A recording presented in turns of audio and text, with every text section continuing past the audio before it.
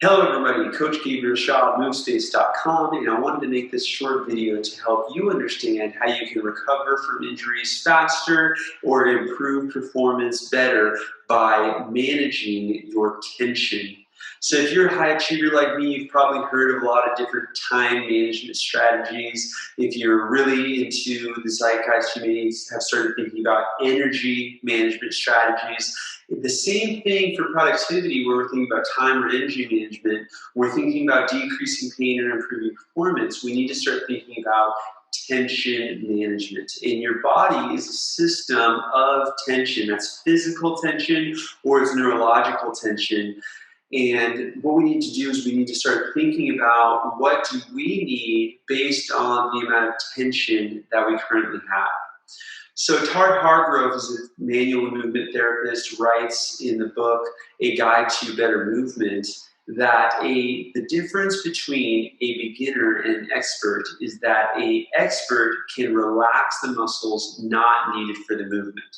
The difference between a beginner and an expert is that an expert can relax the muscles not needed for the movement. To make that a little bit more simple is to say that if you are tense, you're actually in your own way, and you must first relax your muscles so that you can then engage them in the sequence and in the exact muscle groups that are needed for the movement. A lot of times beginners, or when we're learning something new, we have excess tension, and then as we develop skill through a process called neural pruning, your nervous system learns how to only fire the muscles needed to do the movement. That saves a lot of movement efficiency, but it also saves a lot of energy because you're not using all that extra energy. Why this is important is because a lot of you in your training, you're bringing the same nervous tension that you have from daily life. So that's from all the advertisements, all the screens, all the inputs, all the busyness, all the rush. We're bringing the same neural tension into our training with another HIIT workout, just doing more weights, going harder, going faster, knocking out more reps. And that is not going to result in the results that you want because you're not changing the way you're moving. So if you're going to expect that movement to change you, then you've really got to change the way you're moving. So if you're too tense, how do you know if you're too tense? Well, it's probably because you're up and tight. So if you're uptight, then probably what you need is a little bit of release. You need to find a calm place. You need to release a little bit of this nervous tension, which is also going to help you with decreasing in your static or your chronic level of muscle tone. Now, a lot of people might be the opposite. A lot of people might be a little bit too loose. You're going to know this if you're unstable, or you might find this shows up in a lack of enough critical thinking or believing things a little too much in your mental life as well. So you might need a little bit more tension, a little bit more stability, a little bit more strength.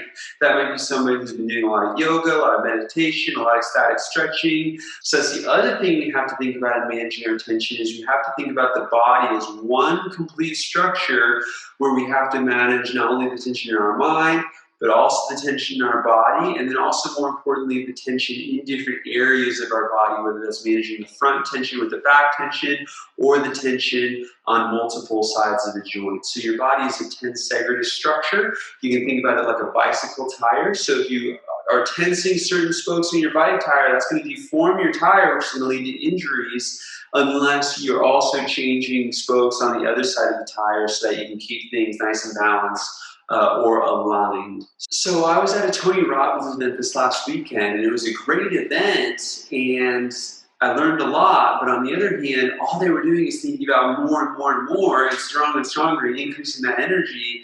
And they really didn't mention much about how calming down and grounding can also increase your energy.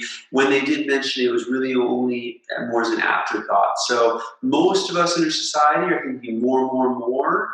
And what you're not realizing is you might get better energetic results also from decreasing your tension and finding your state of calm. So both are needed, but you need to find the one that works best for you. Again, we can do that in a private session with a kinesiologist or an integrative movement specialist, or you can join our movement community over at MoveSpace.com. So if we want to work on that alignment, which is going to help us decrease our injuries and it's going to help us increase performance, then we really want to start thinking about tension management. If you're an athlete, You definitely need to do things to build your tension, again, tension in the appropriate areas, but you also need to learn how to do things to decrease your tension so you're not increasing a bunch of muscle tone that's not needed, which is wasting your energy for the movement. So I hope this helps you, and I hope you get the chance to understand how you can manage your tension for better performance or better recovery. If you're looking for help on how to manage your tension, our community is focused on this topic this month over at movespace.com. If there's somebody you know that you think would benefit from hearing this message, I'd appreciate it if you sent it over to them. We're at movespace.com, YouTube, Facebook, Instagram. Thanks a lot for listening. Take care. Stay connected. Peace.